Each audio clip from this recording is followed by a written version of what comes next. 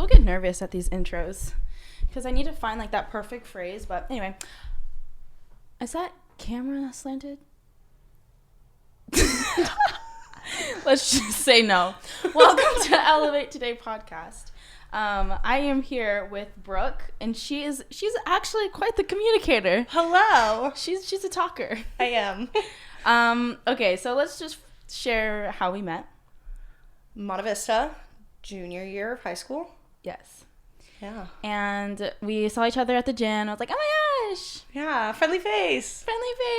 Familiar face. I know you. Yeah, and so, like, yeah, I have this podcast, and, like, there's certain things I want to talk about and go into, and one being a reoccurring thing that people want to hear about is overcoming depression and overcoming struggles of mental health and getting real about that. A lot of people don't want to get real about it, and I, like, people go through it in different ways, but I don't see a lot of people, like, make a 180 like I've seen you. Yeah. Like, I met you in high school, and you were just...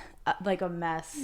Total disaster. Yeah. Hate life. Like clearly the epitome of what someone that looks like they hate life feels. would look like. Yeah. Yeah. And you were still like super nice, super loving, but it was like obvious that mental health was something that you were struggling with. Big problem. But now it's like you're a completely different person. And it's Yeah. really cool to see that transformation. Yeah. It's crazy to live it too. Mm-hmm. 100%. I mean, I remember when I was 15 years old, I was in such a dark cloud. And I had no motivation to wake up and want to be a part of life. And now it's like every morning is like a gift and like an opportunity to live. So what changed all of a sudden? Actually, I think most of it happened this year. Like in this past year, I really dove deep into a career of my dreams. I met really great people. I just woke up one day, I was like, I don't want to be sad. I choose to not be sad anymore, and I have the power in myself and in my mind to make that decision, and I'm going to do it. And I went out and sought help and did exactly what I said I was going to do and got better, got healthy, got happy, and used all the tools in therapy from years and years and years that I've learned to just put myself in a better mindset and just overall made myself want to be here for a real reason. Mm-hmm. What did it take for you to want better for yourself?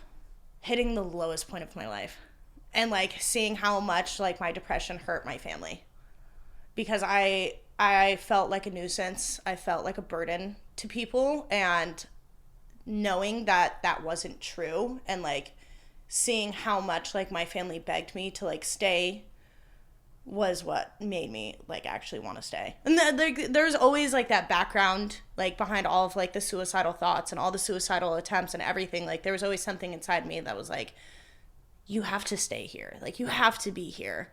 And it was always my family. And like seeing how much like I hurt them through all of those years of just being sad and depressed was like, all right, I gotta clean this shit up. Dang. And how were you when you were at the lowest point? How old were you? 15. Probably 15 or 16 was like my lowest point of life. Was that when I knew you? 5150'd in a mental hospital, seeing what life was like if I actually like didn't care anymore. Like being in that place was the worst. Oh my gosh. You went to the facility? Yeah. What was it like? John Muir, Concord. I was shipped out on, I remember everything. It was April 5th, 2015. And it was my best friend's birthday. And I had attempted suicide. And, you know, the whole big ordeal. Ambulance, fire trucks, cop, everybody's pulling up to my house. I live on private property. So, like, fitting those cars onto a private driveway was impossible. My parents had no idea. My parents had no idea that they were coming. And I just, next thing you know, I woke up in a hospital. I was chained to a bed. I was in restraints. They told me my rights. They said, you're being admitted on a 5150. It's a psychiatric hold for 72 hours. And then for the next 3 days, I was being processed into a mental facility for a 5-day hold because of how severe it was. Oh my gosh. Yeah. Who told or who called the cops? I did. So how'd you know? It was a cry for help. It was a cry for help. And I will 100% admit it. Like, I didn't truly want to be here, but I knew that I wasn't meant to not be a part of life. But I didn't know what else to do. And I think a lot of people that attempt suicide are similar to that they don't know where to go. They don't know how to help themselves, so they're going to go to the very most extreme. And I did that.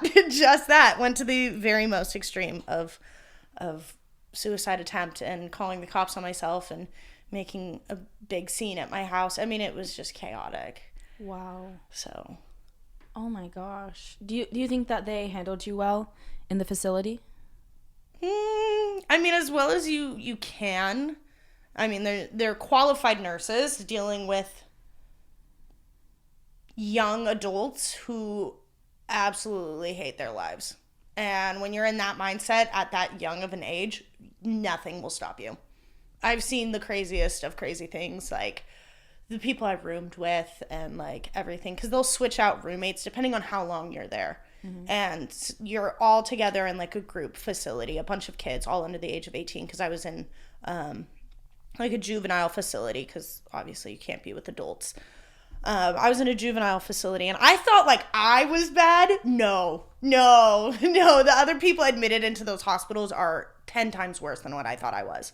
10 to 20 times worse. I mean, like, there were some girls with just massive scars, like out an inch from their skin, because they would just take a Bowie knife to their arms to kill themselves. I mean, it was like insane. And obviously, you know, everybody jokes like grippy sock vacation. No shoelaces. No, they strip all of that off of you. I had no conditioner. Couldn't even have conditioner. What's wrong with conditioner? I don't know. I don't know. Like, I couldn't have conditioner. There was absolutely no, like, dish rags or anything. They take your shoelaces. It was just like, it's like prison. And they try to, like, make you, like, mentally better, but it doesn't necessarily work. I don't think, like, I think, like, psych wards and, like, psychiatric hold facilities are just like, it's just trying to calm you down. Yeah. Till they can find better help for you. I don't think like it's necessarily like a great place to be. It shows you what rock bottom feels like. That's what's kind of like weird. Like you get to the very worst point where you need the most attention, you need the most help, but you get forced to be around people that are struggling just as bad as you. And you can either be like, yep, this is where I belong, or like, damn, I never want to be back here. Yeah. And so I've been in a holding facility twice, and they were right back to back. So I went in beginning of April, and I was released on the 10th. So I was there from the 5th to the 10th, and then I was readmitted on the 18th. So I went back to the same exact facility a week and a half later after I was admitted out, and that was self-admitted. So I had driven myself to the hospital. I said I want to be self-admitted onto a 5150 because you can go to the hospital and say, I feel mentally insane, I don't feel safe with myself, and I want to go into a hospital, and they will take you. They can't ignore that. So they readmitted me, and I went straight back to the same place. Why I chose to do that, I still don't know. I thought it was a game at this point. I was playing with my parents, and I was like, well, if I push the boundaries hard enough, I'll get everything I want in life. Dang. That is not the mindset you should go in as a young adult into anything. Yeah, but it's like an you have just a lot of energy, a lot of intensity, and it's like I feel like when you get to that point, you just are so convinced that life is supposed to be better than what you've seen. Yeah. It's not this, like, there's different psychological aspects of it. Like, you knew there is more, and since I'm not seeing it, like, this is not okay. Yeah. Like, I will end it because if the afterlife is better than this, then I want to know. Yeah, exactly. Like, yeah, but it's kind of weird. It's kind of like how people like that adrenaline because it makes them feel alive. Would you say there's something similar to it? Like, oh, yeah, absolutely. Life is just numb. You hate everyone. You hate everything. And I'm just going to stir up ruckus to feel something again. To feel something. Yeah. And that's what I was doing for years. Mm-hmm. I mean, that's all it was just stirring something up because I could. And I wanted to feel something because I was just so, like, not medicated correctly. And, like, everything just was never right. Mm-hmm. And I was like, okay, I have control in what I do. When I make mistakes. Yeah. Then I have a little bit of control into it. Dang. What made you feel like you overcame depression? When I was actually happy about, like, waking up. Like, when I could wake up and be like, I want to go to work. I want to do these things. I want to be here. That's when I, like, really felt like it was starting to get better. Because for a while, like, it wasn't never a want for me. Like, I would go to work. I didn't want to go to work. I would go to school. I didn't want to go to school. And it was like I was just forcing myself to continue on and, like, do the things that everyone did because I had to. Because I had no other option. I mean, I didn't want to leave my family behind, so I just, like, stayed. But when it became like I want to go to the gym. I want to be here. I want to be healthy. I want to be happy. Then I was like, all right, cool. This is it. Like, we're going on a good path. What caused the want? Finally reaching a really big goal in my life. I've had goals in my life that I've written down for years. And it was like the first big check mark off the list was becoming a hairstylist. Dang. That was my first big check mark since I was 9 years old. And when I stood behind the chair and I stood in the salon for, like, the first time, and, like, the big mirrors and all the nice lights, and, like, I had somebody sitting in my chair wanting me to cut their hair, that was like, I made it. Dang. I made it. And I felt so good at that moment. I remember going home and crying in my bed after my first day of work at the salon, and I was just ecstatic. I was just tears of joy. I was like, I did something for myself that I never thought I was capable of doing. Because, I mean, if I looked back to 15-year-old Brooke, she didn't want to do anything. She couldn't even get out of bed, let alone talk to somebody, let alone reach her dreams. I was like, we made it.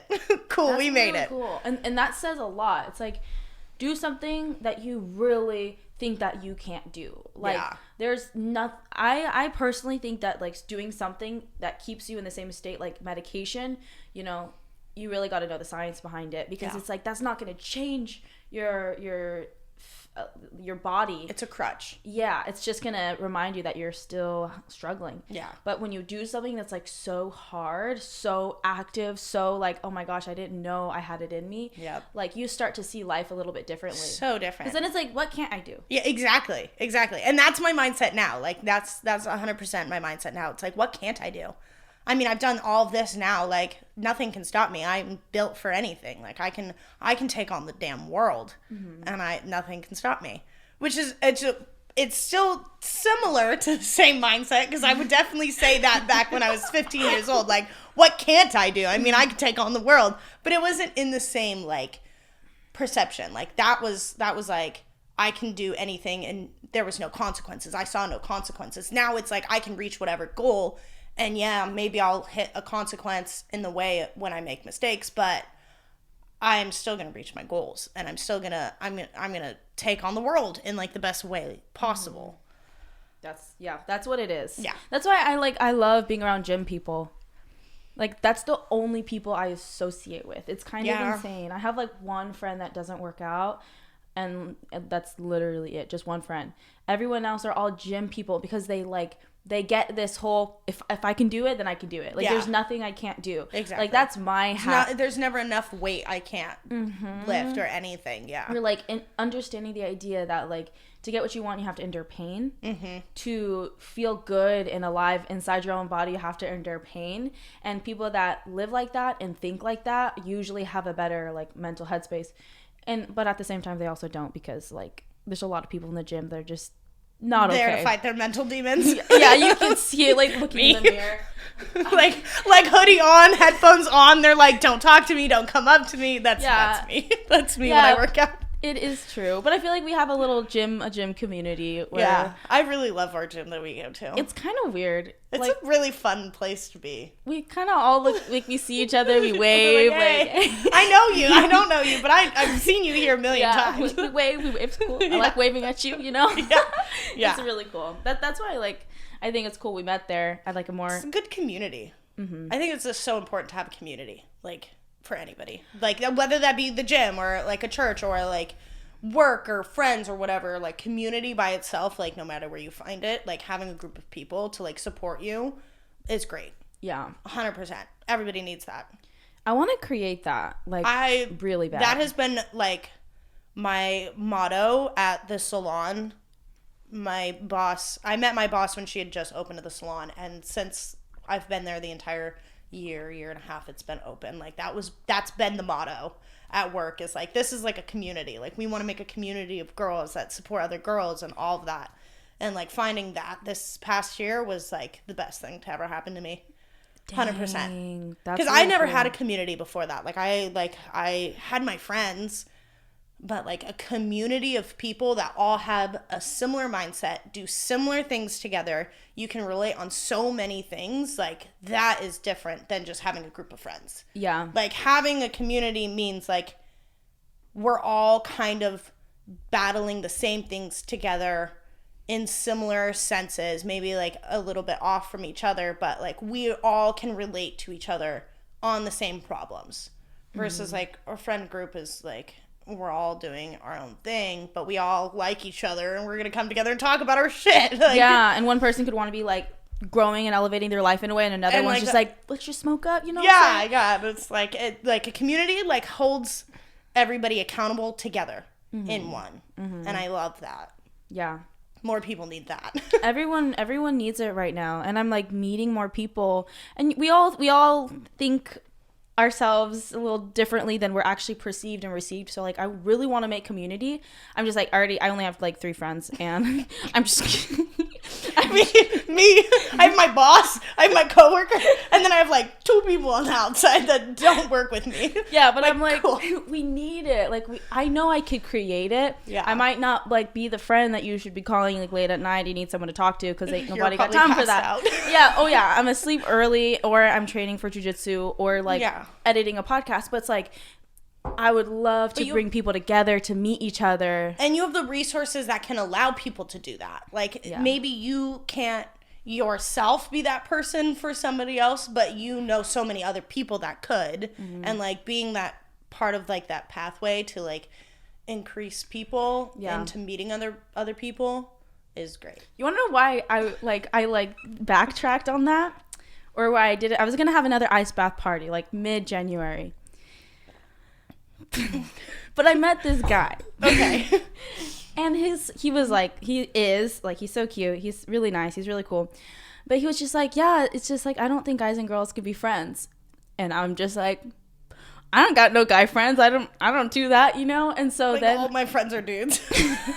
Well, if I were to have a community gathering, it's like my jiu-jitsu teammates, some other randos that hit the gym, and then like random girls. But I'm like, dang, like now he's gonna know all my guy friends. So I totally didn't do that.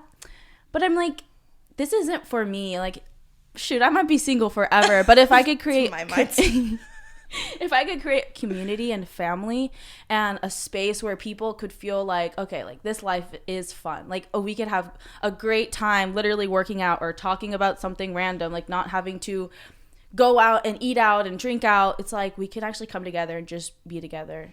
Can I say something on that guy's comment saying guys and girls can't be friends? Let's go into it. Okay, so I 100% think guys and girls can be friends as long as they have mutual respect for each other.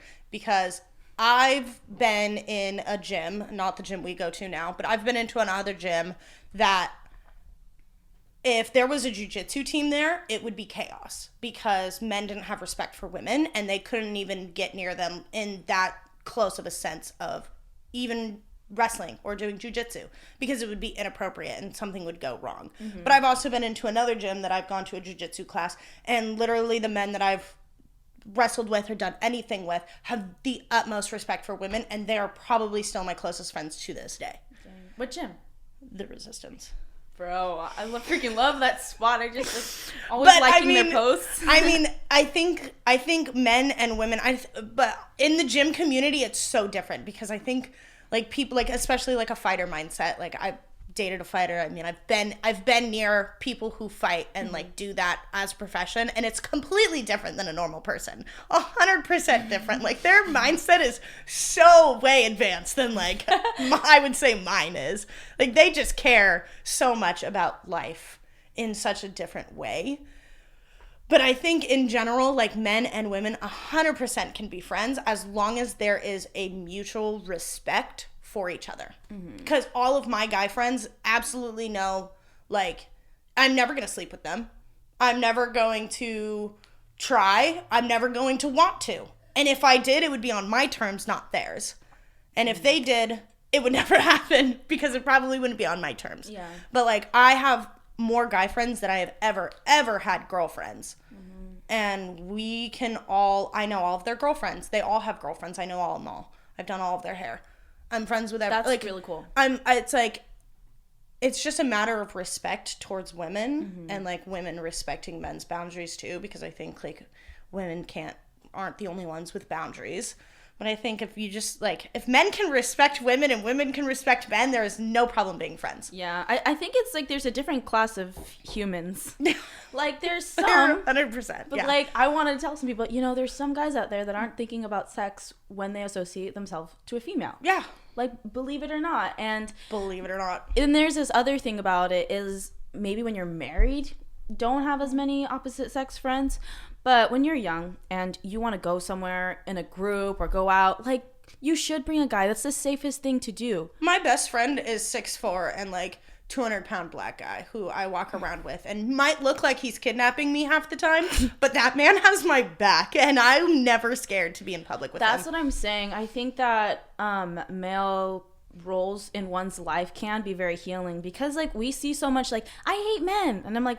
Well, why? I hate that. I say it in like a joking sense, but I absolutely hate when women are like, men suck. I hate all men. Do you know how general of a term that is? All men. You're talking about an entire like part of humanity is men, and you're gonna hate them all. Like, yeah. And I get it. It's usually said on a joking sense, but not all men suck. Yeah. A lot of girls aren't joking though. Like they believe that a world with less men is the world that we need. And like they're just toxically masculine. I'm like, sorry, no, they're safe. Yeah. They are gonna protect me. You know what? I'm 100% okay with a man being in his masculine state. Yeah. 100%. Because that means that you and I being like more intense, like we can be strong, we can do what we gotta do. They're gonna make us feel so comfortable in our feminine state. Yeah. And like as a woman who, you know, I hold myself pretty high, you know, I can roll around in a jiu-jitsu room with big guys. I can lift a bunch of weights. I speak like a sailor. I mean, like, I can say I'm not the most feminine. I love to do my hair and makeup, but like I'm in cargo pants and a crop top and flannel. I mean, like sometimes I don't always dress towards like the feminine state, and sometimes I'm not always going to want to be super feminine. I love going fishing and hunting and Topgolf and like doing all these things said guy-ish or masculine. And, like, when I find a guy who puts all of that into, like, a little tiny box and, like, I can be, like, my little feminine girl type of place, like, then it's game over. Yeah. Like, I feel so good. I'm confident and, like... We want to be feminine. We want to be feminine. But men out there aren't masculine enough, so we were like, all right, bet, like... Fine, we'll be our own boyfriend. I'll date myself. Especially, like, you're saying when it comes down to, like, respect, like, when... As soon as I sense a guy not respecting me properly, I will step into a more masculine. 100%. And I do that often because it's so simple to shut down, like, don't talk to me like that, don't treat me like that. But when there's respect and when he can be masculine and like, honor my boundaries. And I'm, like, caught off guard. Oh, I'm just like, oh.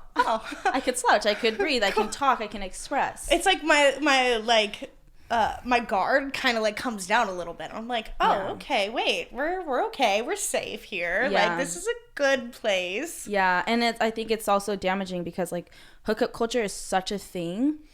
So it's like I hate hookup culture. We hate it. Women hate hookup culture. I can't say all women. Maybe some women out there love it, but I can't be that. I don't know. Yeah. I understand it, like 100% understand like the no strings attached and like you want to just like have that feeling of adrenaline, but like the more like partners, the more sex you have with random people, say hookup culture, right? You're not taking these guys, you're not building anything with these guys. It's a one-time stand. You're having sex with one guy 1 week and you're going to go have sex with another guy another week. The more times you do that, the less respect for you hold for yourself and the easier it is for you to let that part go of you. And I just now kind of figured that one out. Like at 22 years old, I will 100% admit that. But now that I have figured it out, it's like, oh man. Oh, it's like I'm not gonna have sex with you just because you bought me dinner and like you think that this is like we're gonna hook up on our first date. No. You don't get that. Like, my body is my vessel. Like, this is a gemstone, and like, you're not going to have access to that until I build my trust with you. And that is so important to have as a woman, and it builds so much self-respect. Mm-hmm. Hookup culture knows nothing about that. What is respect in hookup What culture? is respect? It's just like it's fun and it's an activity, and I 100% get that. But like, if you go back 50 years, like, there was no such thing as hookup culture. Like, you had sex with somebody, you were probably going to end up marrying them. And that was going to be your partner for life. That's not a thing anymore. That's not a thing anymore. Women don't know that. Men don't know that. Men think it's so easy to have sex with any woman they see and find fit for that. And like, women, it's so easy for women to have sex. It is so easy. I could go to a bar tonight and talk to 5 different guys. 4 out of the 5 of them would most likely go home with me if I asked them to. Yeah. Why?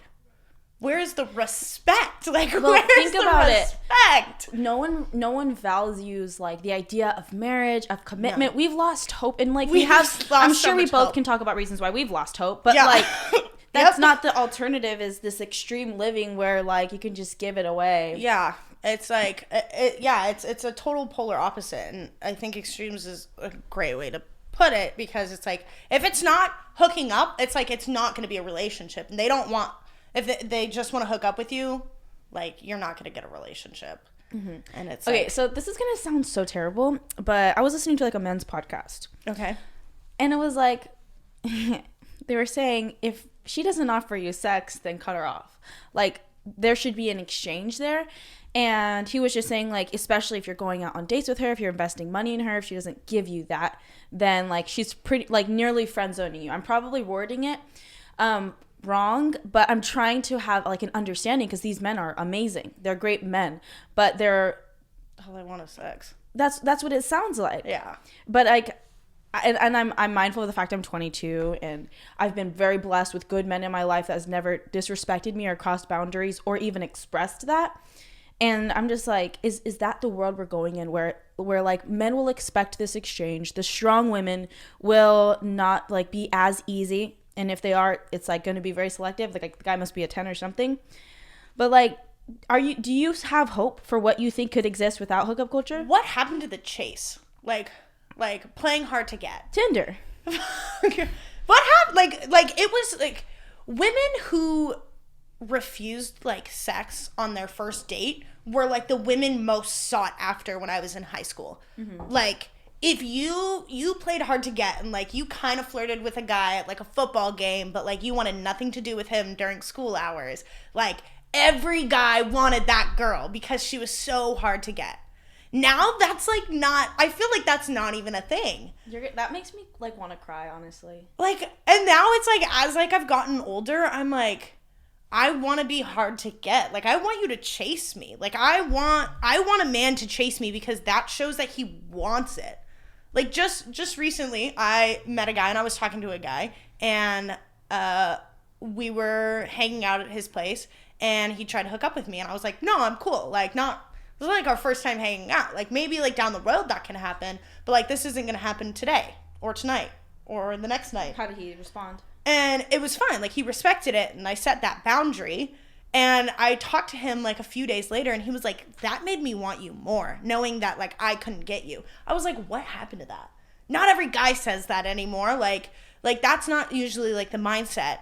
And then it was turned around to like, oh, well, I respected you, so like I should get like a little bit of this. I respected you, so I should get a little bit of this. Okay, because do you want a fucking cookie? You want a star? Like, what do you want for that? I set a boundary. Just respect that. Yeah. Why do I have to give you anything because you respected what I stated as my boundary? Mm-hmm. Men just want something always, I feel like. Like, there's always like a want, like, oh, well, I did something, like, you should do something back. Mm-hmm. Like, no, I don't have to.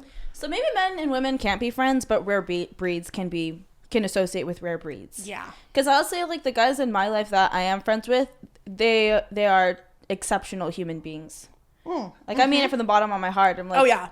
Like, you better marry a 10 out of 10, because you are such a great person. Oh, 100%. And then the people that don't believe it, I'm like, well, it's because probably you're a hoe. Like, you're probably just trying to hook up with every girl you associate with. So it's like, top tier respect, with top tier respect, you can associate with each other.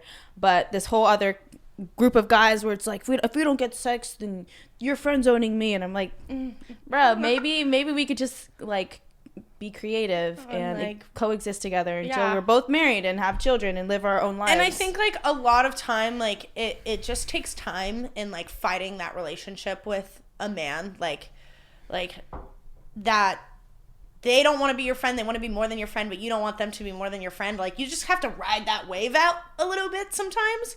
And at the end of it becomes like a really beautiful friendship, because like I have some of my closest guy friends in my life, like that's how we started, was like this awkward, like, I'm gonna reject you, I'm gonna reject you, I'm gonna reject you, and then we became best friends. And now like those guys call me about like their girlfriend's problems and like need my advice, or like just want to like see me because they miss me, and they're just my close friends, and I could call them right now and be like, I'm in the lowest place in my life and I want you to come over to my house and like just be my friend right now, and they would drop everything for me.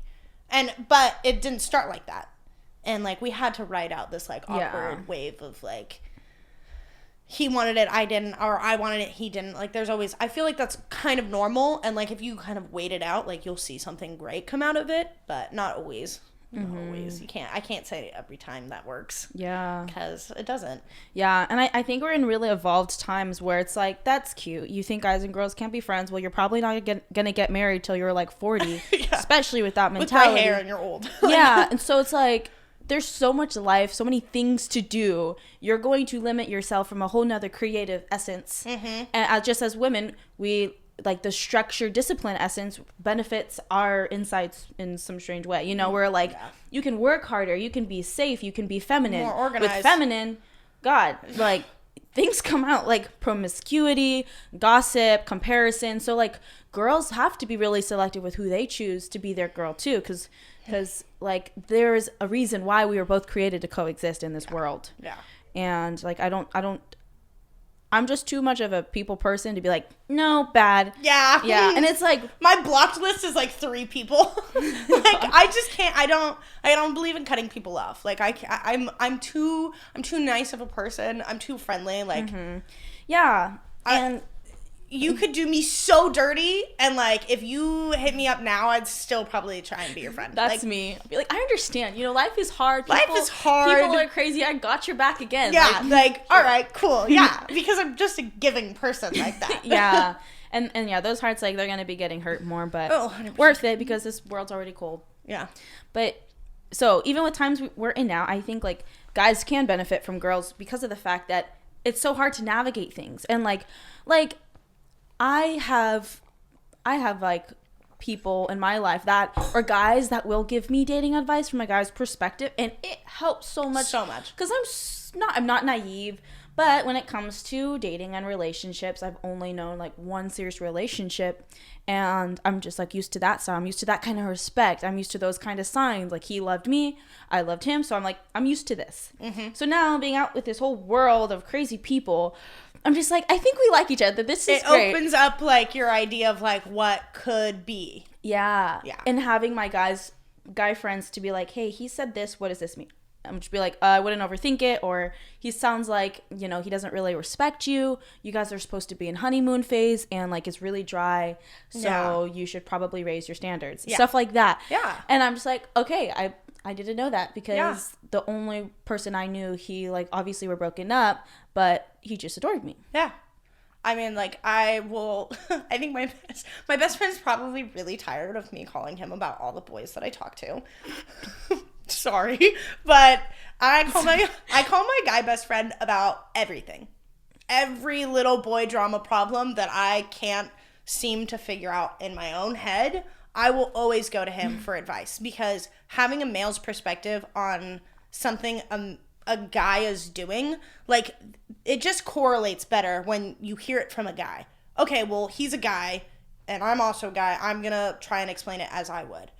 It's different than as a woman trying to understand what a guy is doing. Like, I just don't, some things I don't understand what men do, and I'm like, I don't get it. So then that's when I ask my best friend, I'm like, why?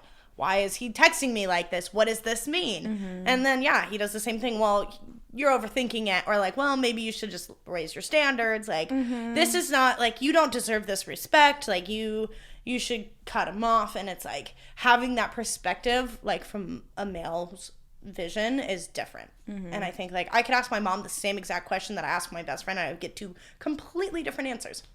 100% completely different answers.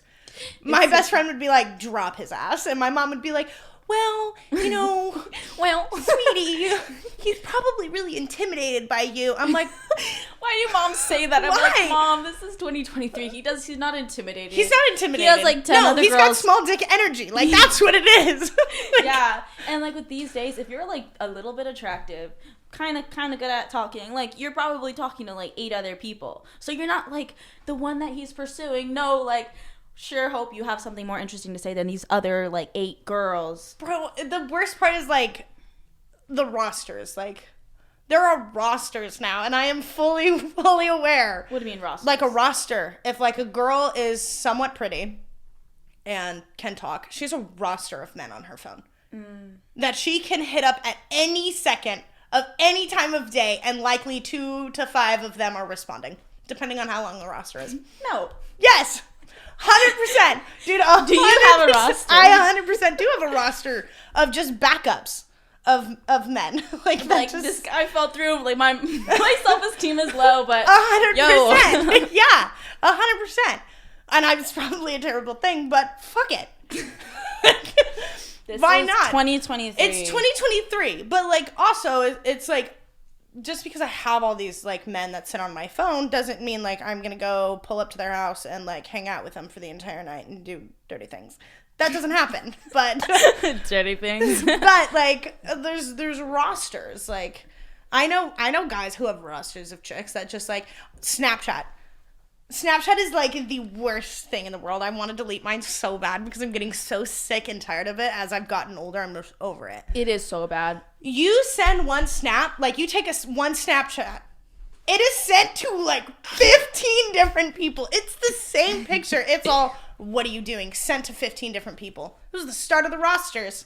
Right there. The streaks, like... Yeah, Ooh. I'm so glad I'm done with that. Like, I was over that because it was all bad. All bad. Oh, I got suspended from Monta Vista because of my Snapchat. What have you done? Oh my God, no. Do you not remember? Do you remember my Snapchat story that was called Fat Ass Fuck Up? You don't remember that? Oh my God, I had a Snapchat and I would post stories on it every day talking shit on it. Everybody at Monta Vista. That's necessary. It was so bad. It was like, that was probably like the lowest thing I've ever done. And I will self-admit Wait, to by that. name? Yes. I would call people out by name. I'd be like, F this bitch. Like, have you ever called me out on there? No, you were a saint. Like, I loved you. Like, you were like this little girl in a bubble. I was like, I want to be her. She's so perfect and pretty. Naive and innocent and doesn't understand life. And no, there's like so many people. Monta Vista was wild. Like, they got some people. Because I was friends with, like... I hated because the girls were, to me, were wild. Me. Yeah, Monta Vista was funny. But, like, I was friends with some guys, and they were getting, like, Snapchats from these girls that, like, made it easy, and I'm just like... No, do you remember I dressed up as Miley Cyrus coming in on a wrecking ball? I remember. I shaved my head at that school. Like, that's how low I got. No, I remember. I could never forget you. Yeah, no one could. I made a real big scene at that school. You made a 180 to where you are now. Yeah. But, like, high school, they kind of make it terrible to thrive. I feel for high school. I feel for anyone and everyone in high school. It's terrible. It's terrible. It was not a fun place. Like as you're growing up, you're like, I can't wait to get older. Like, I can't wait to be in high school. High school sucked. Newsflash, high school sucks. Like, everybody is so selfish and conceited and, like, I'm the shit and, like, you're never going to be better than me. I hate that mentality. Like, why can't we all just be friends? Yeah. No, there was girls that, like, I had... This was at St. Francis. This was my first high school. I'm like, wait, I went to 4 high schools. Wow. I had a girl at St. Francis put a fake pregnancy test in my locker. Because one day I would have opened my locker and seen a fake pregnancy test fall out of my locker, and everybody would be standing around to see it, and then the rumors would start that I'm pregnant in high school. That happened. Oh, Who does that? that Like, really that's breaks my heart. fucked up. That's The so rumors that start, like, just eat you alive. Like, people are nasty. And, like, it's just getting worse. Like, it's just getting completely worse and now. people do stuff younger. Oh, my God. I know some of my clients' kids are, like, in middle school, and they're younger. And the shit that I hear that kids say to each other, I'm like, I wouldn't even say that as an adult now. Like, that is terrible. Like, who thinks of things like that? Like, what parents are raising these kids to just be so mean? They're not raising their kids. And I don't disrespect any parent, but, like, maybe a little, but, like, you don't have any time to raise your child. No, because it's so expensive nowadays. You're so busy working and affording where to live and, like, groceries and shit. You don't even have time to raise your kids half the time. Like, it's just too much. Like, I was really raised by my parents because my parents were kind of crazy. Like, they homeschooled us. Like, weekends or tournaments or band practices, we were always, like, together. And so I didn't really have, like, these struggles that I see other people have because my parents, like, they were involved in my life. And it was more like, I guess, high school where I just saw this other world existed where, like, parents are just not involved. They don't care. They kind of act naive. And it's like, you don't act stupid and like, confuse why your kids are struggling. Because, like, a child needs a mother and a father, or one to do more than two, you know, like, to really bring that effort forward to, like, really work on the child's self-esteem, how they view the world, like, this world that is going to be terrible, and how to, like, maintain character. Those conversations take a long time. Like, it almost can't be possible with a 9 to 5, 40 hours and your school and your child in aftercare programs. Like, kids need a lot more than that. And not all, like that all trails back to, like hookup culture and, like, the loss of respect for relationships and, like, marriage and, like, having, like, a sought after partner that you do life together with. Like, that all ties back because that's the foundation to a family. Yeah. So, and if you're failing at the foundation, like, whatever comes next after that, like, it trickles. Like, my parents just celebrated 30 years. I just did their vow renewal on Halloween last year. 30 years of marriage. I mean, that's not, like, you can't say a lot of people have reached 30 years of marriage anymore. It doesn't, like, you don't see it. It's not common. Divorce is so easy, and, like, just, like, the foundation of relationships are failing because of just social media and hookup culture and how easy sex has been given up and, like, all of that. And, like, that just trails down the line of all the consequences until it gets to your kids. Yeah. And then you have kids that are, like, begging for help and don't know how to get it and are acting out in ways that are inappropriate, and the parents are technically responsible, and it's not happening. Nothing, like, that line just trickles all the way until... Yeah. So I think a lot. But do you believe that there is an attack on family intentionally created to, like, end humanity, to make people weak, to make people dependent on the government, which is why we're seeing this? Or do you think it's just all ironic it's happening this way? I think it's that's hard. I think a lot of it is self-induced. 100%. I mean, like, there's a lot of things that can be technically, like, in a controlled sense, but I don't think the entire world could be condemned by, like, the government screwing up our relationships per se. But it is. In a way, I think absolutely, yes. I think, like, the government, if I believe they have pretty much all control over, like, our phones and social media and, like, what gets put out there, I think that is how we are just kind of put into this bubble, and all of our thoughts and actions are controlled through that. 100%. 100%. The algorithms on TikTok are insane. I was just going to bring up TikTok. Dude, don't even get me started. I love TikTok. I'm on that shit way too much. I will fully admit that is my number one thing that I'm trying to, like, not be said addicted to, but it's so easy. It is so easy because it's 60 seconds. It is 60 seconds. My attention span has to last a minute That is so short. And most videos like don't even last a minute, right? Some are shorter, some are longer. But my attention span only has to last a minute. It's something stupid but relative, or it's something just so short and it just grabs you.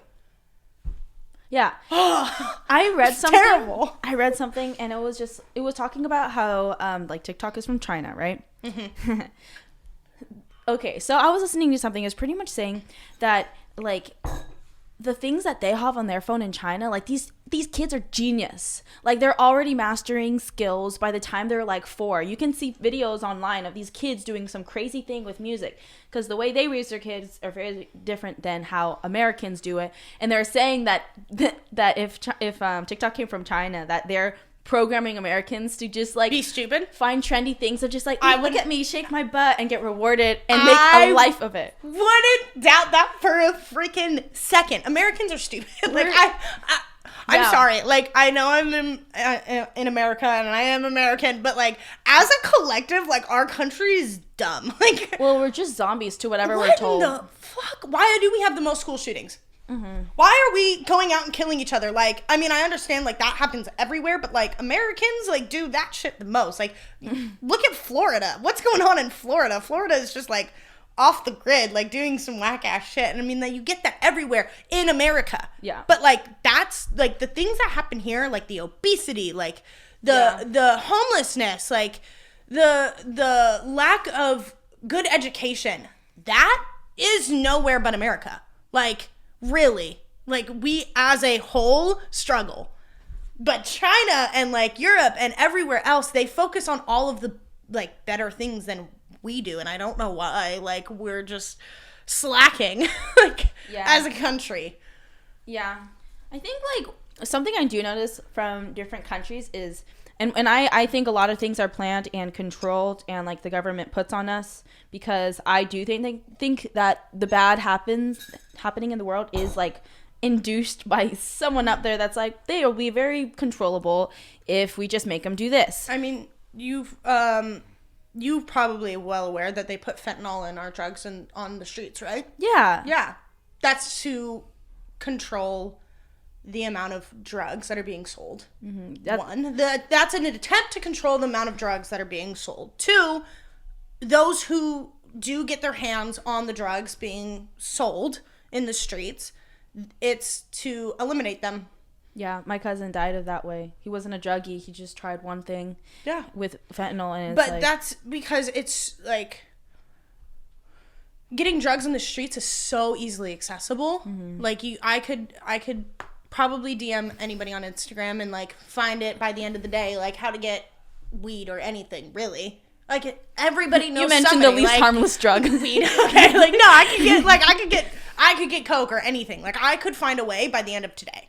Oh yeah, easy. Anything. Because somebody always knows somebody else. Just because they don't use it or they don't do it, they know somebody who does, or somebody somewhere. Mm-hmm. And it's so easy to buy it. And it's like, if it's being poisoned by our government, like some of the most innocent people are going to be killed doing that. Yeah. Like, and it's like that's not a way of control whatsoever. That's a way of chaos. Yeah, but that's what they want. Otherwise, like, okay, so in America, we are so divided, and that is on purpose. There's like you and I could probably sit here and find like 10 things that we're programmed to not be in agreement about of each other. Like from everything that America in the past 2 years has created is like, if you don't think like me, then you're against me. And it's okay to be against someone. It's okay to cut them off. 100%. That is the philosophy and the thinking that they've created. And it's all BS. Everything created to divide us is BS. And they did that on purpose so that like when we're unified and when we're strong together, we could literally make anything happen. Anything happen. I like you saying that things. I think of a saying that I was always told to me, like when you work with somebody and like you acknowledge the positive things on someone, it helps them out in learning and growing together than when you acknowledge somebody's doing something negative. So like when you're teaching somebody or like coaching somebody, you want to pull out their positives because together as a unit, you guys grow together. But when you're like, oh, well, you're doing that wrong. You should do it this way. You should do it that way. You're pulling out their negatives. Then they want to go away from you and they don't want to work with you. And your guys aren't going to grow together. And nothing's going to grow from that because you're sitting in a negative space. Yeah. But like, that's in reality, that's all of America. Like, if it's not positive, it's negative. And if it's negative, then we're not together. And we're not growing together. If we all just came from like somewhere in the positive and worked together and came together as a whole, we would all grow together. Yeah. And like we wouldn't have such a high population of homelessness and like poverty and people like on the street selling drugs, and it wouldn't happen because we would be working together. I mean, like, why are there so many different tax brackets? Like, and that's getting into things like I don't necessarily know too much on. No, you're right, though. But, like, why are we so divided? There's so many different tax brackets. Like, there's so many different levels to, like, corporate America and, like, everything. It's like, why? Why are we putting just this small group of people on the highest part of the list? And why are we, like, way down for things here? And what's happening next is the middle class is going to be destroyed. No, it's going to be wiped out. You're going to be poor or you're going to be rich. And it's like there's not enough money to go around for everybody anymore. And it's like who's ever strongest? Who's going to make it the most? And that's not necessarily fair because, like, I don't believe, like, the strongest people should survive sometimes. Because, like, why? Just because they knew how to work the system? I know so many people that know how to work the system. They don't actually know what the hell they're doing. But they're rich as shit because they know how to work the system. The stock market, like, investments. And, like, you don't know. Like, that gets into a whole world of money that, like, people don't understand. Like, investing your money is probably the easiest way to get rich. Yeah. Investments, stock investments, everything like that. That's what my family has been, like, making money on for 30 years. Like, it's so smart. But people aren't educated. We're not educating our people on how to be the best of the best. On purpose. Because the answers are out there. Gatekeeping. Yeah. And you know what? If you actually think about it, the ones that are like, I made millions of dollars, let me teach you. Society is canceling them. Yes. And they're going to say like, they hate women. They are terrible. They're abusive. They voted for this, and it's like they nitpick into the back corner, and like they open up the curtains on these people to find ways to get these people canceled. Yeah, but it's like, but they could teach me how to make money. That's all I want, so I can live my freedom. Yeah. So I can like do what I want with my family, with my children, and see the world. Like I don't give a crap how this person views this. I want to know how they can make me money. But they're like, shut up, like silence them, kill them off, put them in jail, like.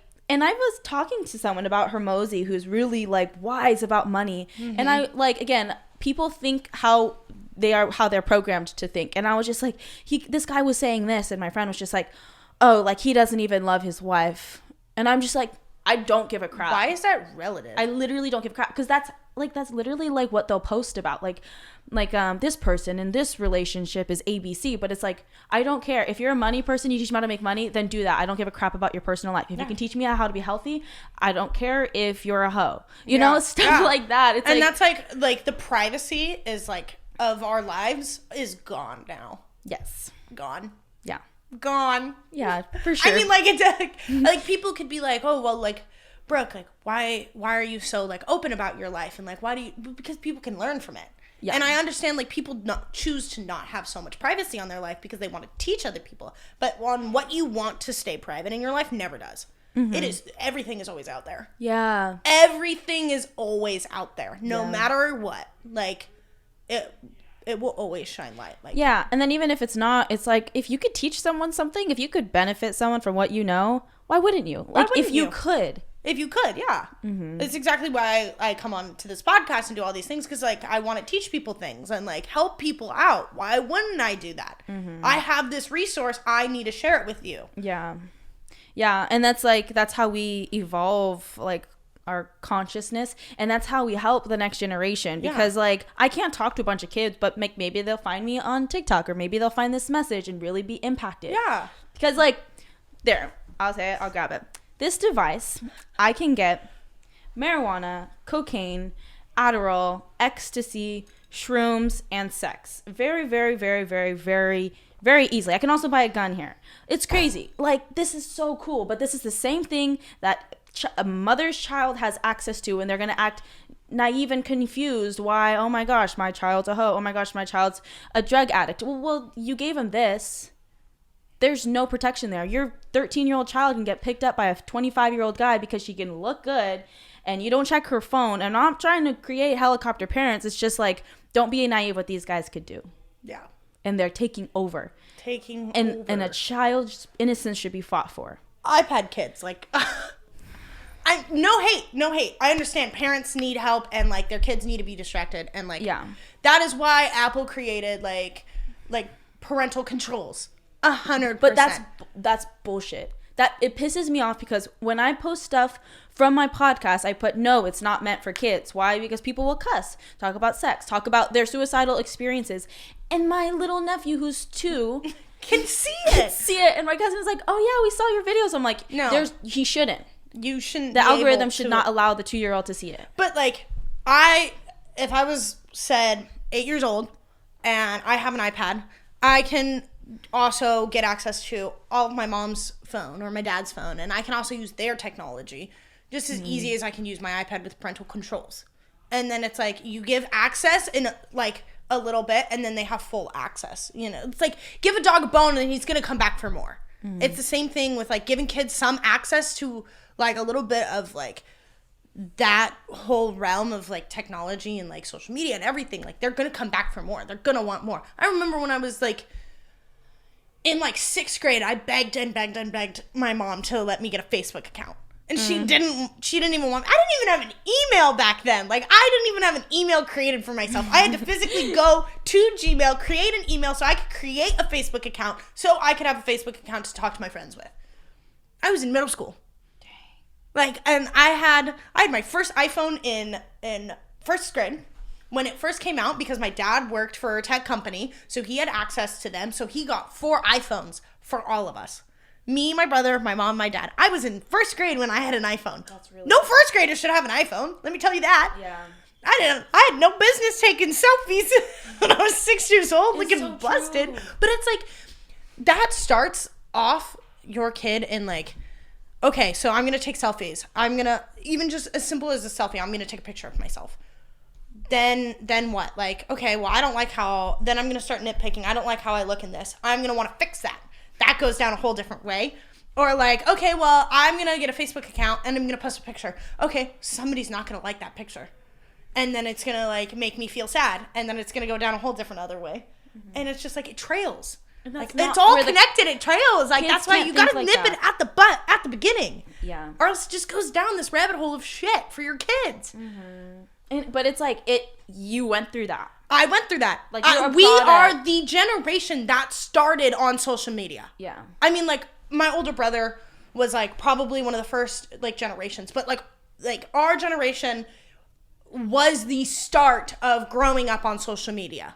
Literally, like we started growing up with social media as it has evolved and become, and we are now so equipped on how to run social media that people are getting paid as a job to be influencers on social media. Mm-hmm. Our parents don't understand that. Yeah. They don't understand that. They don't get that. And the parents that do get that are like using it to their advantage. Sure, I mean, I guess there's moms that vlog out there and do all that. It's all started with YouTube. It all started with YouTube, vlogging. Mm-hmm. And like making videos about like what you do on a day-to-day basis. That's where it all started. And then came Facebook and Instagram and all these other things, and it just kind of trickled. But like as like the generation that started in this whole social media era, it has put such a toll on my perception of reality. 100%. Mm-hmm. 100%. I mean, I can't open up my phone and not click on Instagram. Or not click on Twitter or TikTok or go on some sort of social media. If I sat here for an hour and my phone was open, how long would it take me to not go into one of those apps? Probably 5 minutes. Like I would wait 5 minutes. probably, if that. And then it's just like, once you open up the app, then there's thousands and thousands of pictures that you're comparing yourself to, or things you don't want to see, or people you don't like. And it's just like, it just alters your your brain chemistry into thinking such terrible things. Oh yeah. And it's convincing you. I was convinced I was autistic because of TikTok, that I went out and sought a psychiatrist to ADHD test me to see if I was autistic. Literally. Wow. Because of TikTok's algorithm, because so many people have access to it. And they can just, it's so stupid. Like, the people are so ill-educated on what, like, autism is or anything. And, like, I know, like, I can educate myself and, like, research and do, like, talk to doctors and whatever and blah, blah, blah, blah. And I can do all the same things that everybody else can do. Do I? Probably not. That's a lot of, like, extra work sometimes, but I could go out and get really well educated on something as said autism. Nope, I watched enough TikToks that people were like, oh, if you do this, this, and this, it's probably because you're autistic. And it was stupid things, like tying your shoes with the 2 loops instead of, like, making the knot, or it was like just stupid stuff like that, which anyone can make, and like, normal people and autistic people both do. And not saying that autistic people aren't normal to, like, their but it's like autism, you know. Exactly. It's making it so easy to be autistic, and it's like making it almost like a trend. And I'm like, to the point that I was convinced, okay, I do this because I'm autistic. Wait, am I autistic? Like, I freaked out for a solid month because it's so easy. I was so easily convinced into this shit, and it's like, I had to pull back. I was like, all right, pull myself back into reality. Like, pulled my head out of the water. What is reality? Yeah, like, okay, so just because I'm listening to what other people do on social media does not make that also me. Yeah, it's not your wisdom. That's not my wisdom at all. Just because one person said this, and this means that. Yeah. Doesn't mean that. It's like, we need to always be reminded that these are people's highlights. Like, this is the best of the best. Yeah. And, you know, like, that's how you get likes. That's how you get attraction. That's how you eventually make money. That's why I'm, like, pro it, because I am it. Yeah. You know, like, I post my good stuff, but no one's posting the fact that they're lonely, they're depressed, they're struggling. And if they are, like, you shouldn't be posting that, because you don't want to bring other people down, but there's 2 sides to it, you know? And it's like, even the darkest parts of you are always going to be relatable to somebody in that same place. And if you want to reach anybody with your social media, it's the dark people. Like, it's the people in the dark that are hurting that really need to hear it. And it's like, if you don't make content relatable to that, then they won't ever reach, like, they won't ever hear you.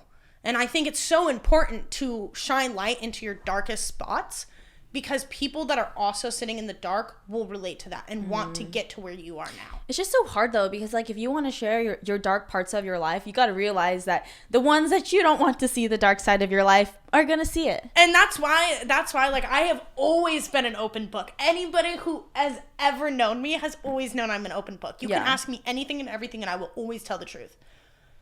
I was thinking. Always. Oh, but I don't, like, it's not necessarily, like, I'm not gonna lie, but, like, if you want to know, like, my darkest parts to me, like, okay, so be it. If you don't want to hear it, like, that's not on me. Like, that's on you. You choose to not hear it. Like, but you ask me about it and I talk about it, it's up to you to not listen. Yeah. And I don't have control over people who don't want to listen. See, that's like the part that I'm, like, thinking out now. Like, how much do we need, like, intense truth? Because I want to be intensely honest. But I don't ever want to shed disrespect towards my parents who, like, done so much for me. But I don't want them to know something that I'm, like, sorry. My mom knows everything. That's so good. My mom knows everything. And people give me so much crap for that. Like, I get so much crap for how close I am with my mom. You should. And I will never trade it for $1 million. I would never trade it for anything in the world. Yeah. The relationship I have with my mom is the best thing in my entire life. And yes, maybe sometimes she's too close and she's too, like, you know, suffocating. But it's like, because I have such a great relationship with her and she knows everything, I have no problem telling her I need some space. And it wouldn't even hurt her feelings. And if some other, you know, some other people can't say that to their mom because they're so, like, congested by their mom that, like, I need space. Then it's throwing up red flags. It's alarming. Like, why do you need space? Like, we're best friends. Like, why can't you talk to me? My mom's not like that. I'm like, all right, Mom, I need a day. Like, I'm going to go to the beach and, like, I'm going to go sit on my, like, pity stool and be sad by myself at the beach. Like, don't worry about me. That's so needed. Cool. See, honesty is, like, simply empowering. It's simply healing, and it's simply what we need because all we see is the best of the best, the highlights, the good times. But, like, through honesty, there's solutions. There's freedom and expression. And, like, that's what we need more of, that transparency. Transparency. Like, communication. Transparency through communication. And, like, because necessarily I don't need people seeing, like, all of me in what light, dark, or bright. But, like, you can always hear me. Like, I will always communicate through my feelings. But, like, I don't necessarily want people to see what that's like. Yeah. And as long as there's one person in the world you can be honest with, I feel like you're winning. Yeah. Just one. Just one. You really only need that just one. Yeah. Oh, that's my mom. Yeah. She knows way I think I have, much. like, multiple for different areas. Like, I got one friend I can tell her everything. Maybe two friends I can tell everything to. But then there's, like, things with my mom. Like, I tell her more of, like, the psychology, philosophical things. But then there's things, like, she doesn't want to know. Oh. I don't blame her. Yeah. I mean, yeah. No, sometimes, like, I'll tell my mom a story and she's like, why? like a reaction to you coming on a podcast. I'm sorry. What did she say when you told her you were coming on a podcast? She's like, just be careful what you say, Brookie. That's going everywhere out there. I'm like, okay, Mom. She's like, you got a mouth like a sailor, so be careful. You haven't cussed once. Oh, I have. I've said, I think maybe like 2 or 3 times. They just slip out. Like, oh, I have. They just slip out. That's free expression, though. I watched. It was on Instagram, so I don't know how true it is. But I watched a video of this guy saying people who cuss have a higher, I'm blanking. Ability to... No, they have higher IQ. What? That's what I watched. I'm not allowed to cuss. Every time I talk to my parents and I'm, like, mad and I cuss, they're just like, you don't disrespect me like that. And I'm like, I'm just, like, expressing. And so, like, I'm just trained to not do that. But it's, like, complete expression is complete expression in any form. Oh, I mean, like, my parents have heard me say some terrible things. So... made their ears bleed, probably, like, oopsie, sorry. That's necessary. I don't know where I learned that swear word from. Your mom's like, that's a new one. Yeah. Oh. My dad always is like, can you even make a sentence out without saying the word fuck? I'm like, no. No. I want to see you interact like that with your parents. Can't. That seems interesting. I call my mom and I'm like, what's up, bitch? She'll answer it. Wow. That's crazy. But, like, that's me and my mom. And that's what's not normal. Like, some people are like, that's so disrespectful to your mom. I'm like, but that's me and my mom. Like, that's our relationship. We're weird like that. We're so different. Like, me and my mom are just a different breed. Like, we're just like that. Yeah. I literally got my mom, we got matching t-shirts when I was, like, I don't know, a few years back. And it was like, thing 1, thing 2. Aww. It says bitch 1 and mine says bitch 2. Oh my gosh. And I lost mine. I'm sad because I don't know where mine went, but she still has bitch 1. And it's like, we used to wear those shirts, like, in public together. That's cool. And it's like, that's a proud moment for a mother. Yeah. If she can rep that with her daughter. Yeah. I'm like, pretty good. We've gotten, my mom didn't start getting tattoos till she was 50 years old. And now me and my mom have, like, 4 matching tattoos together. That's really cool. Yeah. I mean, like, my mom's super cool. Like, yeah. She's my hero. She's my little, I put her in a little ball and put her in my pocket all the time. She's with me everywhere. I call her 25 times a day. At least. My call history, mom, FaceTime, mom. FaceTime. All the time. That's really cool. Everything, like, I've called my mom on, like, the randomest times or just, like, if I'm driving home, because now I work 2 jobs, so I get off at, like, 1 a.m. from the restaurant. I'll get off super late. She will stay awake until I call her. Tell her I'm on my way home. And then stay awake on the phone until I get all the way home. Just to make sure I'm safe. That's so beautiful. And I'm moving away from that. It's necessary. It is. And you don't know if you'll stay. It's true. I want to, though. I tried to move over there, and I couldn't do it. Like, I tried, but then I'm like, shoot, like, I don't have a long, like, you don't get to live with your family forever. Yeah. What am I racing? What am I trying to escape? Like, literally, I have, and since I came back, I like all these divine connections, and I have my family with me. The time will come, though. Yeah, I think people who have, like, a really strong, good atmosphere at home have no problem, like, wanting to, or, like, no problem leaving. Mm-hmm. And, like, I don't know about your family. Like, you guys seem to have, like, a really good, strong connection. Like, your family all likes each other, right? Yeah. For the most part. I mean, obviously, things happen, like, behind closed doors, and you probably all bicker at some point in your life. There we go. But for families who don't have that strong of, like, a togetherness, like, I'm super close with my mom. I can tell my mom everything and anything. My dad, on the other hand, I couldn't get 2 words out of him if I really wanted to. I couldn't sit down with my dad and have a conversation for an hour long. It would never happen. I mean, it's just polar opposites on my parents. And I think, like, having that atmosphere, I have no problem going and coming back. Mm-hmm. And going and coming back. Yeah. Like, no problem with that. My brother moved out the second he could. He said, college, 4 years, Texas, going, bye, left. I was like, yeah, okay. So some people need that to get free. Yeah. Because it's hard to have to be a certain way because your family wants you to. Mm-hmm. But to fight for, like, who you know you're supposed to be and how you're supposed to live and with your family, it's nice. I mean, honestly, like, you don't learn independence and, like, the struggle of being on your own until you've left your parents' house. Mm-hmm. And I don't know because I've never left yet, but my brother did. And now he lives in Kansas City by himself. Well, he has a roommate, but he left. And, like, the conversations I have with my brother about, like, what I struggle with and, like, all the things now as an adult, he's like, wait till you move out. Like, wait till you move out. It's going to be so different. You are going to have a whole different perspective on life when you learn to be independent.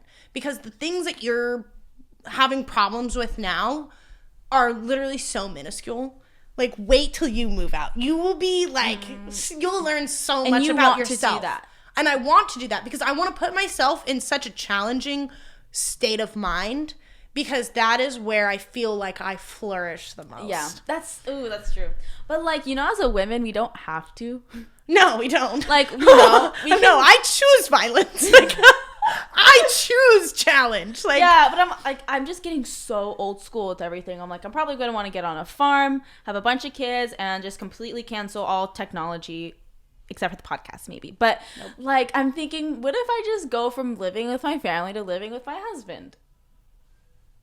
But, like, where do you learn yourself in that? I don't know. That's the thing. But what if you like it too much where you'll never be able to be, like, coexist with another person because you're so used to your own independence? I met. That's me right now. Okay, so that is my biggest problem right now. So I was in this really great-ish relationship. I mean, every relationship comes with its problems. I was in this relationship for like 2.5, 3 years. Yeah.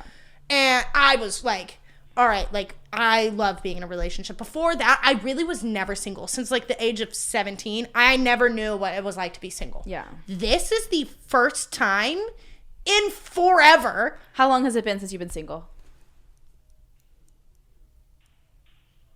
Almost a year. Okay. I think. Okay. I'm, like, trying to think back on, like, when we really, like... Breaking up takes, like, 6 months. Yeah.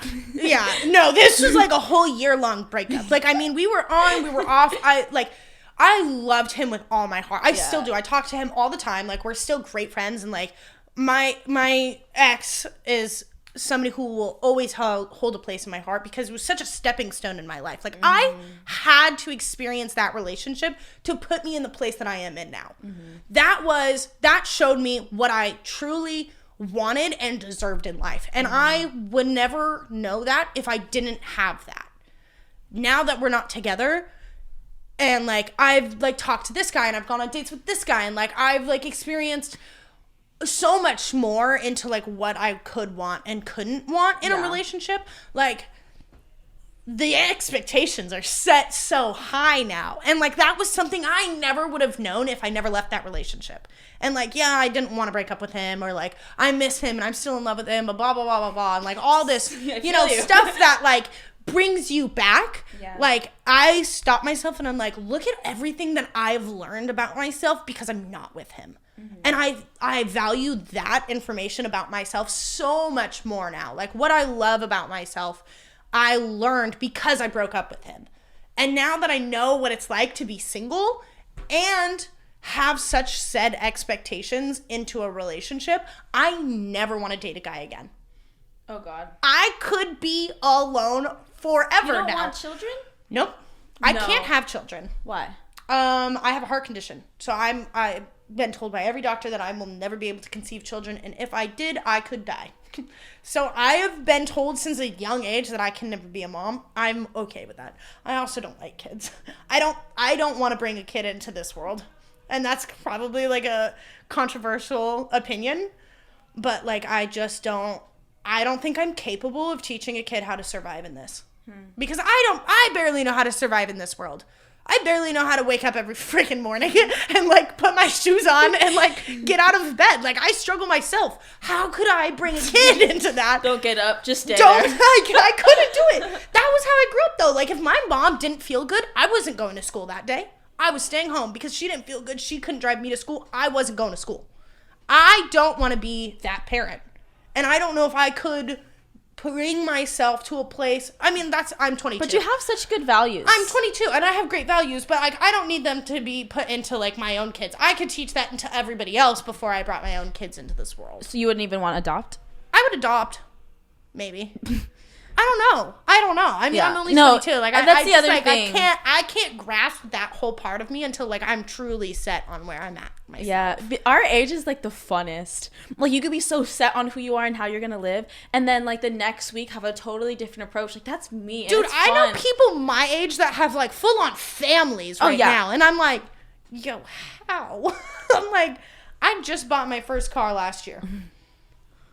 That's like having a family, like responsibility. I'm a high five myself. I just bought my first car last year. No help. I'm the only person That's really impressive. On the title and everything. I am paying for those consequences because damn, my APR entrance is high and like I had no cosign, and I'm learning that by myself. Yeah. And while people my age are struggling with like waking up every morning to feed their kids and like get them to school and daycare, I'm like, yo, I can barely pay my car payment, and you got 2 kids. I can't. Those people are elite. Yeah, no, I couldn't do it. I feel you. My best friend has 2 kids. I couldn't do it. Just 2 kids. I just like, I'm not meant for that. I'm not that strong. No, you're not meant for that yet. Because I have a theory that we all have something in us that wants children. Nope. See, but no, I don't ever want kids. I think they're just maybe you've been around undisciplined children. No, it's not even that. I have like some of my closest friends have the greatest kids. Like, my best friend has the cutest son in the world, and I love him. And you're not like, I was there through all of it. Like, I literally threw her baby shower, and like I love other people's kids. But the idea of being a parent of my own, raising a child and dealing with that sounds absolutely awful to me.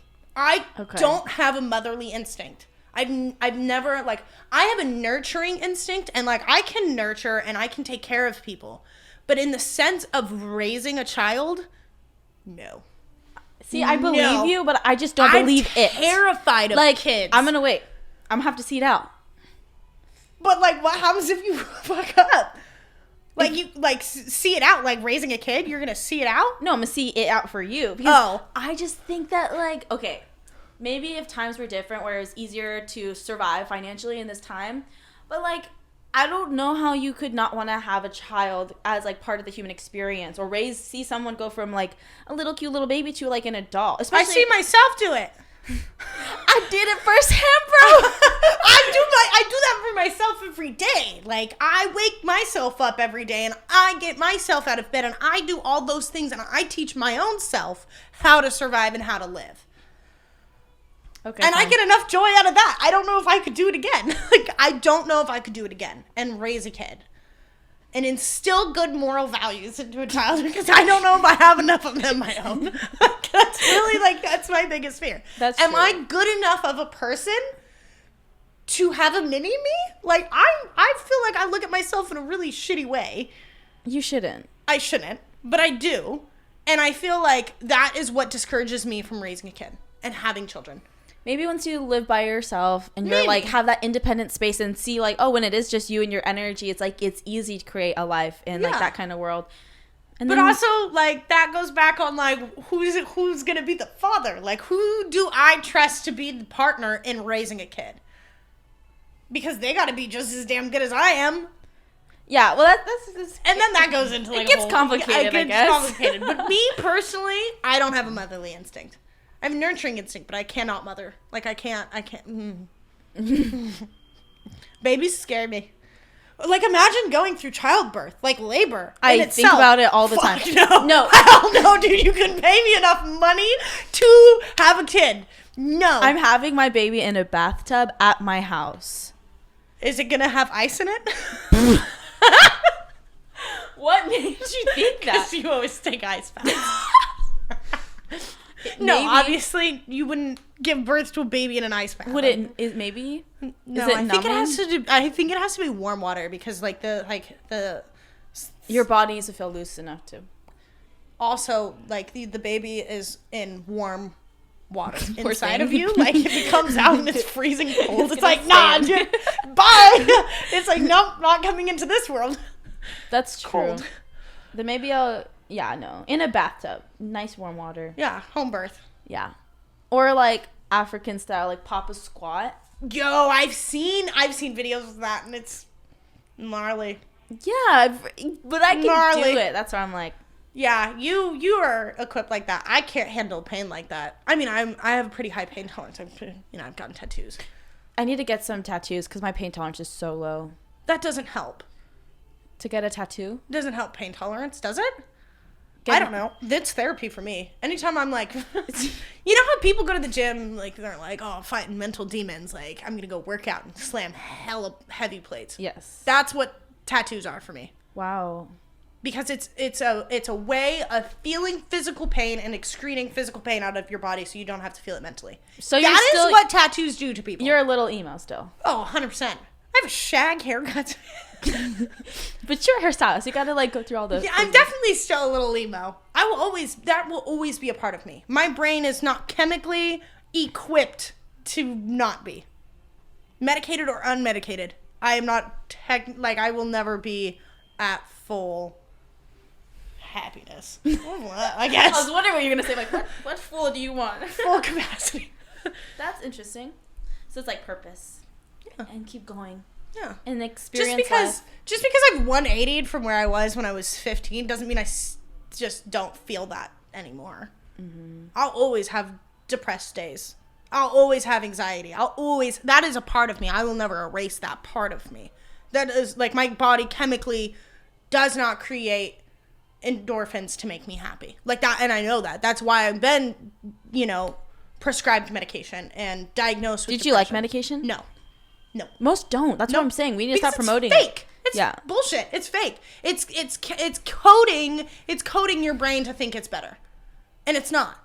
It's just a crutch. Like, and I have no problem with people who are medicated. And I strongly suggest medication to people who are in that low of a state. 100%. I strongly suggest medication because sometimes you will never get over that hill in your life if you're not medicated. I wouldn't.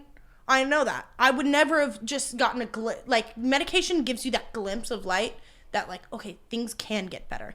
And it's just that little bit of light to come into your darkness that kind of pushes you towards the way of getting better. Like a hope to a little bit of hope. Do the life without it. Exactly. And now I am fully off of every medicine ever. Congratulations. Off of birth control. I'm off of all of my antidepressants, all my mood stabilizers, all of my anti-anxieties, anti-psychos, everything. I mean, I've been on anything and everything you can think of.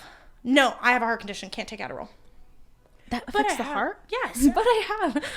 Adderall is like meth, dude. It's like literally prescription meth. Do you know, like, Adderall is terrible for you? It makes you write fast, think fast. It's kind of cool. It is cool, like, what Adderall does for you, but, like, it is a methamphetamine, and it's, like, it's absolutely terrible for people, like, that, like, are prescribed Adderall. Like, it's just makes you a zombie. Yeah. It's great for people who don't have ADHD. And I know that because I've taken Adderall for, like, when I need to study for a test and shit. Like, oh, hell yeah, my friends have Adderall prescriptions. I'll go and take an Adderall. I'll clean my room hella fast. Like, it's great. It is great as a as a fun drug. Sure. Just as much as, like, I could go and, like, smoke weed with my friends and, like, you know, it's a fun thing to do. Mm-hmm. But if you actually have ADHD and are prescribed Adderall, it is probably the shittiest you will ever feel. Is on Adderall. That's crazy. It makes you a complete zombie. I know so many people. That's what I've heard. I know so many people, and it happens to me. Like, if I take Adderall too much and, like, I kind of just abuse it, it does the same thing. I will get locked into a hyper focus, and I will sit there on my phone for 8.5 hours. I've timed it. 8.5 hours. You set the timer? Scrolling through TikTok. Yep. I did it. I tested. Okay, how long is this going to affect me? That's insane. 8.5 hours I scrolled through TikTok without food, without water, without anything. I just literally laid in my bed awake for 8.5 hours scrolling through TikTok. That's wild. Because I was in such a hyper focus because of Adderall. Mm-hmm. It's like so terrible. It's so terrible. It makes you feel so garbage. But it does make you skinny. So, but you know what? So does, like, so many other drugs. But Adderall cuts your appetite like no other. You're crazy for saying that. Just saying. See, that's don't do drugs, kids. Don't do drugs, kids. Yeah, that I'm like anti all medications. Just like, well, because we're humans, we should stay organic and natural, and just like, unless you really, really have to, you'll know when you really, really have to. But try so hard. There's things like ice baths, workouts. Oh yeah. Like even cognitive therapy that can like help in so many cool ways, and then changing your diet. Like 100%. You know what's my medicine now? Working out, eating right, therapy, and journaling. Those are the 4 medications I'm on now because I've prescribed them to myself to help me mentally. I've literally prescribed myself to do that on a weekly basis. That's so good. Because it's like, sure, yes, medicine can chemically fix things, but like physically, I'm not going to feel my greatest. And mentally, I'm not going to feel my greatest. But, like, technically, my brain is working better on meds, but it doesn't actually feel real. Yeah. But when I work out and I get my body moving, even like going on a hike or, like, walking a treadmill or just doing something so little like that, eating healthy, getting in a routine, doing those things for yourself can change your mental stability more than medicine ever has in my life. Yeah. Like, getting into a gym and, like, trying to be better without medicine worked better than medicine had ever for me. That's crazy. More than medicine ever could. How and why did you get off birth control? I'm super anti-birth control. Okay. But I've never been on it, so. My boss convinced me to do it. I personally thought it was a dumb idea. Just because, one, I'm sexually active. I can't risk getting pregnant because of my heart condition. Yeah. And also the fear, like, now it's 2023, abortions are fucking banned everywhere, and it's terrible for women to have their own choice in life. Like, whatever.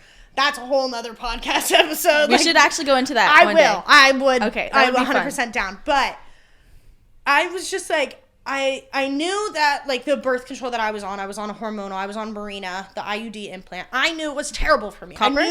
No, the Mirena one. Okay. It's the not copper one. But it's a 7-year hormonal birth control. And I knew it was absolutely fucking terrible for me. I knew it was making me gain weight. My acne was out of control because of it. My hormones were terrible. Did it affect your libido? No. No, not at all. Actually, you know what? My libido is worse now that I'm not on birth control.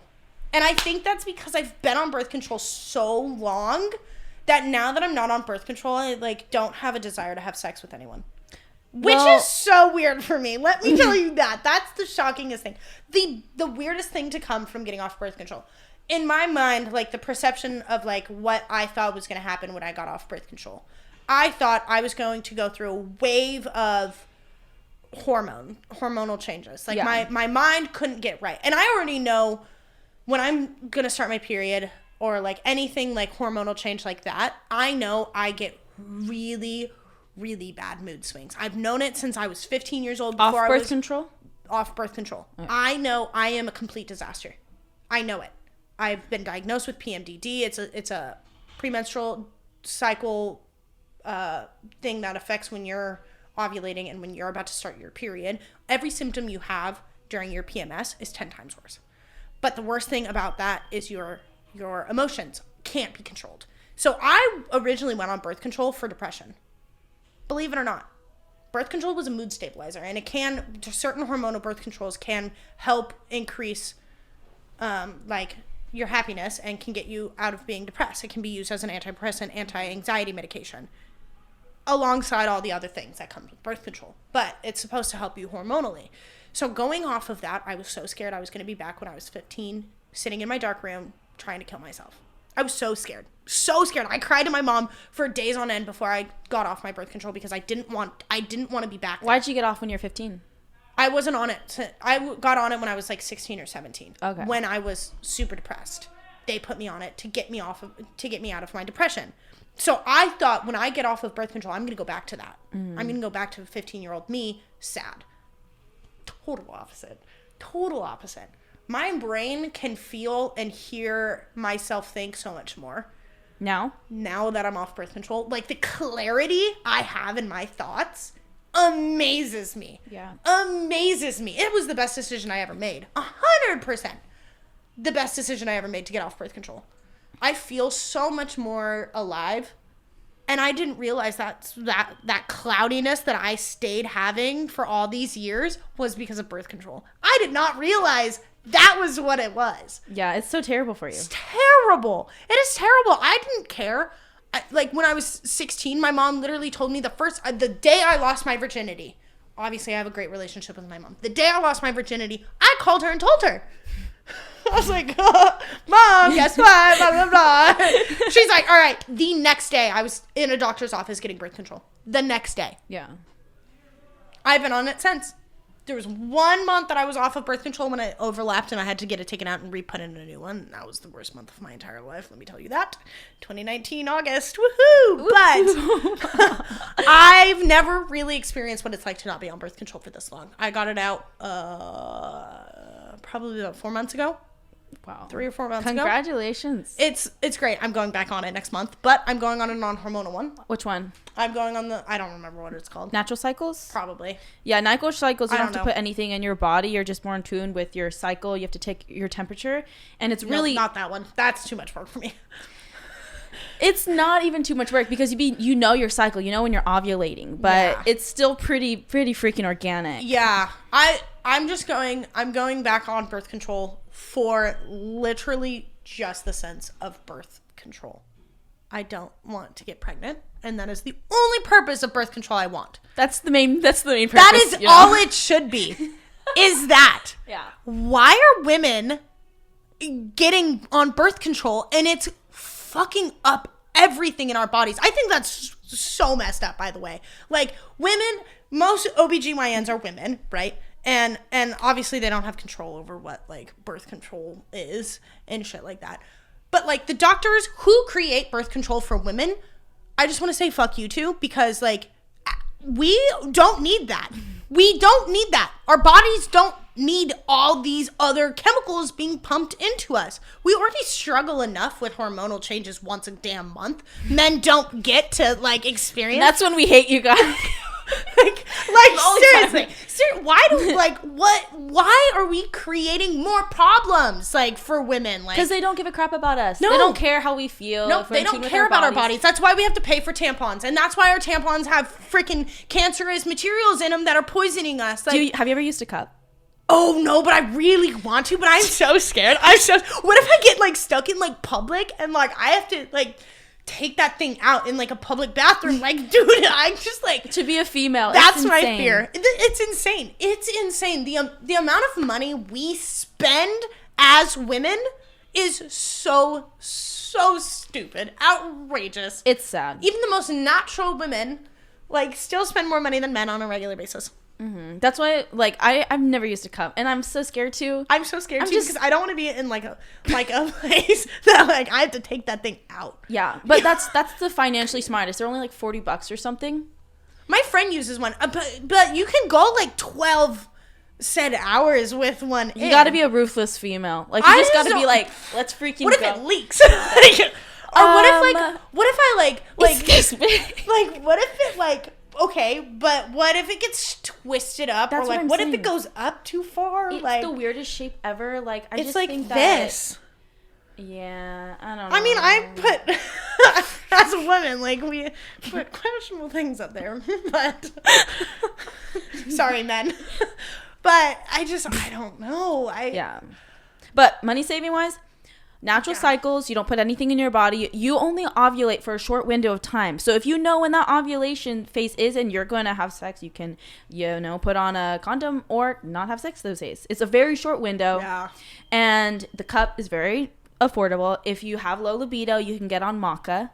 MACA. They it's a root. I like having low libido. I have no problem having low libido. No offense. But who are you offending? I don't know. People who like have problems with having low libido, but I have been I don't know how to say this appropriately. Let it out. If you're comfortable sharing. I have had such a high libido my whole life that like it gets me in the absolute worst freaking circumstances. Like absolute worst. I make the stupidest decisions because it's like I'm sex crazy and I want to fuck this guy. Like I don't want to. Genuinely don't want to. But like my body does because I'm fucking horny all the damn time. So do you know how annoying it is to be so horny all the damn time? I hate it. I understand. It's like, but like I just have high levels of testosterone. Like yeah. It's kind of funny how it's connected, but you have to see that as energy. It's actually very divine protected energy. When you have that, you can see it as, oh my gosh, I need to go do this. But you can also see it, okay, I have so much energy. It's creative flow energy. If you pursue a creative art or like don't act on it and go do something movement involved. It's powerful. It's powerful. It's powerful. That's why I got into MMA. Exactly. Because it was just like, it was a way of like putting that energy towards something better. Because sex is great. Like having sex with somebody you absolutely love, great. I will never say it's not good. But like wasting sex, like something that powerful and that high of an energy on just some random I met at a bar. And you want to live intentionally. Exactly. And not have to deal with hookup culture because it's very damaging. Especially if you don't know the person, that's really weird. Yeah, you don't know what they got. They could like have STDs. But I think all that goes on to a whole nother thing. The stigma against STDs is absolute insane. Yeah. Insane. Like I've done so much research on that. I'm curious now. It's just like the stigma against STDs, especially like herpes or chlamydia or all of that. Like it's bullshit. People think it's so terrible. You know what? Like cold sores are herpes. Like, actually, cold sores are herpes, and you can have two types of herpes. It's a fucking skin condition. In reality, it's a fucking skin condition that you happen to contract through sex. That, like, your vital organs down there, those are still skin. They're still covered in skin. My vagina has skin on it. Your dick has skin on it. I don't have a dick. It's, but everybody else's dick has skin on it. Like, it's a skin condition. And people think it's, like, so terrible. And, there's this girl on TikTok, I don't remember her name, but like she's completely like made it so normal to talk about herpes and like shit like that. I know so many people in my life that like have herpes, and it's like, why is it like so? Because it's contagious. Is it? Yeah. So are cold sores. So is fucking the flu. That's and why COVID. No one wants to talk about it. Yo, do you know, everything's contagious. I could have a cough. And I could cough around you and you could get a cough and it goes away. I get it. Like herpes doesn't go away. I understand like it can be contagious. But it's only contagious when you are actually showing signs of it. Like when you actually have the symptoms of it. Someone told me that it's not. I'm like, that's kind of scary to just be like, do I have something? I can't tell. You could, but the chances of like the chances of getting herpes from somebody who has herpes who isn't showing signs is like less than 1%. Like that's the chance of you getting herpes from them if they're not showing signs, less than 1%. Oh, that's great. Live your life. Live your life. Be free. Be free. Do what you gotta do. Exactly. Yeah. But like I don't understand why, like because people aren't educated on like STDs, that like there's created a whole stigma. There's just a lot of fear, and Of like course. I think like it's okay to have a little bit of fear, just because you should be really mindful of who Yeah, you're I mean, doing the nasty with. Yeah, but I mean like there's resources to people who do have STDs. The only thing like that I, you know, aren't good is like HIV. Would be like the only STD that like is quite literally could kill you. That's why it's kind of scary. But I mean, just You just like, but it might not be. just don't put it up your butt, I guess. Like I don't know how to like just don't do that, and you probably won't get HIV. Okay, that's actually, I didn't really know that. I know nothing about STDs. I should do my research. You should. It's a fun thing to learn about. I took a class at school, and it was an anatomy class, but my teacher would go crazy about like we went on a whole week long excursion on learning about STDs and like sex reproduction and like all of that for an entire week. It was crazy. That's so It's not part of the like the course of the anatomy class, but it was a great week. That's I learned really so cool. much. That's amazing. Well, we're at our time, and I'm debating if we should do our thing. We can actually do it in a separate clip, but we gonna do it. You're gonna come on a second episode. We already have our theme and our topic. Yep. That's gonna be exciting. Fun. What is the lesson that you want to leave behind? If this was your chance to leave your Legacy. your legacy, no big deal. Go ahead, leave your legacy on the spot. Just a message you want to give to the listeners. I don't really know who's listening. People listen, but I'm like, I don't know what demographic it is, so it's got to come from the heart. Don't give up. Don't give up, no matter what. Like if you could hold on to your littlest last straw in your back, like don't give up, because the world has a purpose. Your life has a purpose. There is better things out there if you just go out and try and find them. Make it a game. Make life a game that you want to play. It makes it way more fun. And win. Yeah, win at life. Simply. That's the slogan. Win at life. Win at life. Simply.